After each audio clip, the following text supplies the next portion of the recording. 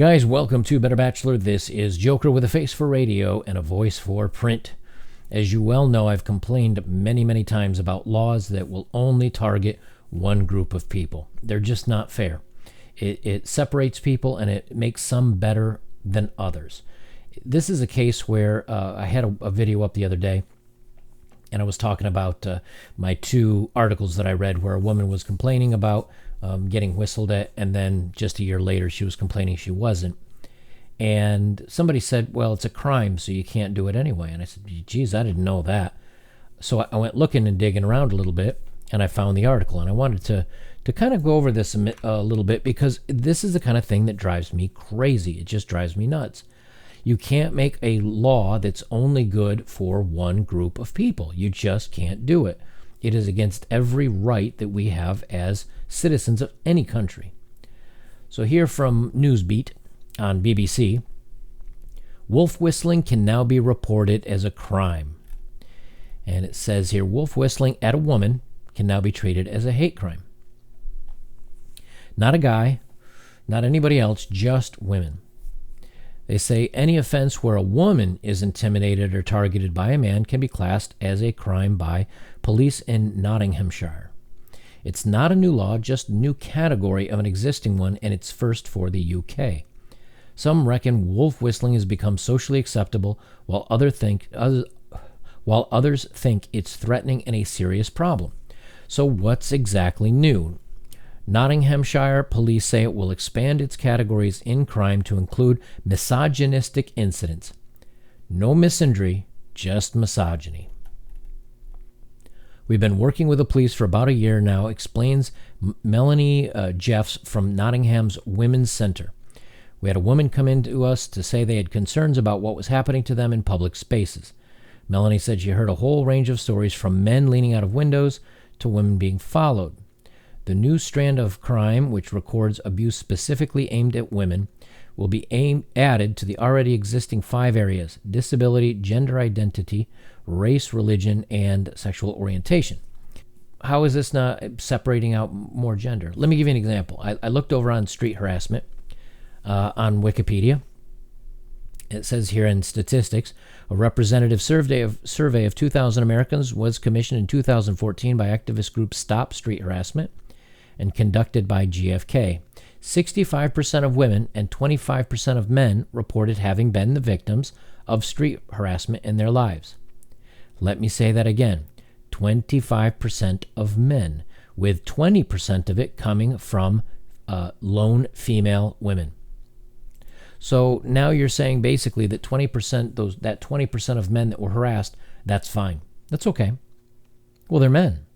This law does not cover that. This only covers women getting harassed.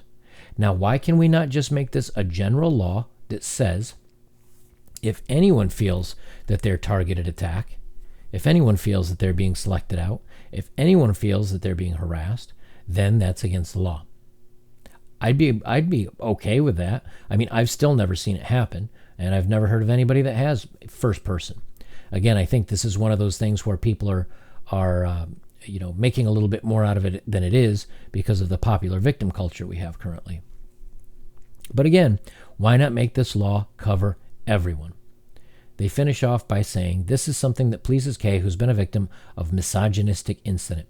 I just look away and carry on walking, she says. I don't think we should be used to it. If a woman feels vulnerable, then they should be able to take action against it. What about a guy feeling vulnerable?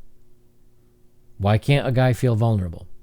I mean, I don't know about you, but if I were walking down a street by myself, all 5'7" of me and 150, 60 pounds, whatever I am, and 3 guys were walking after me, whistling and coming after me a little, I'd probably be a little nervous, especially if they were big dudes. But what if it was a group of women? Now, again, we say, well, men don't care. It doesn't matter if we care or not. It should be against the law. What's good for thee, but not for me. You can't do that. So this is an incident, once again, where the laws are one-sided. I looked this up in France as well, and it happens there too. On to France. Again, this is a little bit older, but I didn't know any of this was actually against the law, but I'll read one from France. Blowing the whistle, France may make wolf whistling and asking women for their phone number a criminal offense. Surveys show virtually all French women have been harassed on public transports, in the street or elsewhere at some time. So now you can't even walk up to a woman and ask her phone number anymore. And then women wonder why they're not asked out on dates anymore and why normal, healthy, average men don't bother with them in public anymore. You're almost forced to do dating apps now because there's no such thing as having an organic meeting in the real world, because now you just go to jail for it, I guess. Wolf whistling is set to be banned in France as the government declares war on men harassing women. Again, why not people harassing people?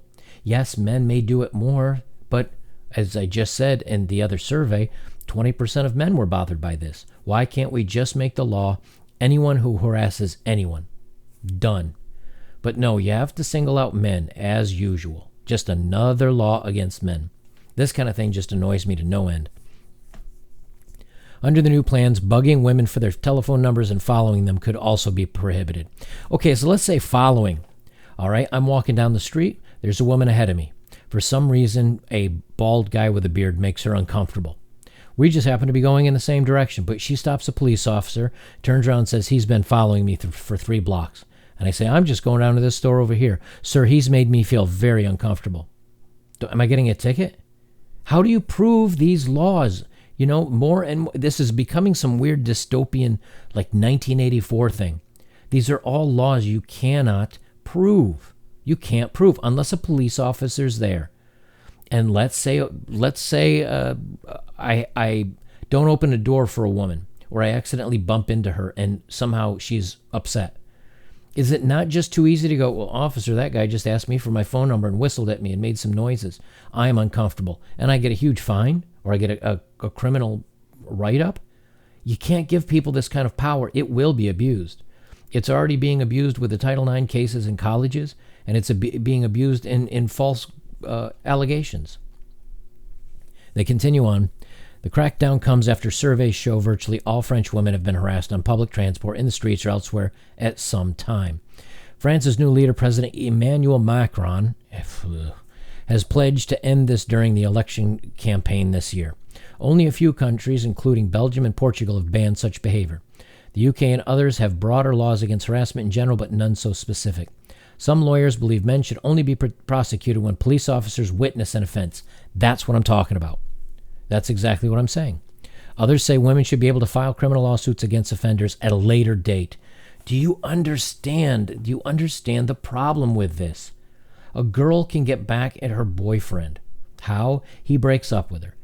She's bothered by it. She just tells a friend, hey, he goes to the gym such and such a day. Will you make a report on him and say he did this? Now, the guy might not know this female friend, so he has no idea that it might be an ex-girlfriend that called him out on this. And all of a sudden, he's got a false charge against him. This is the kind of stuff you can't do. You cannot control people's behavior. You can control if something is against the law, but you can't give people this kind of control to control others. It will be abused. It always is. Always. But Marlene Schiappa, the Undersecretary for Gender Equality, defended the plan and gave example of behavior that would be illegal. She said, you're a woman and in an underground train. I am a man. I follow you. You get off the train, I get off the train. You get on another train, I get on one too. I ask you for your telephone number. I ask again a third time. You feel oppressed. That's street harassment. Okay, so what are the limitations? I ask you for your phone number. You say no. You get off the train, I get off the train, because that's my stop. Have I done something wrong at this point? Maybe, maybe not. It depends. You can't have a law based on it depends. It doesn't work. She continues on. Giles William Goldenell, a lawyer, accuses Ms. Schiappa of seeking to outlaw heavy Latin chat-up lines. He said the only consequences of the law would be to enrich feminist lawyers and to clog up the court system.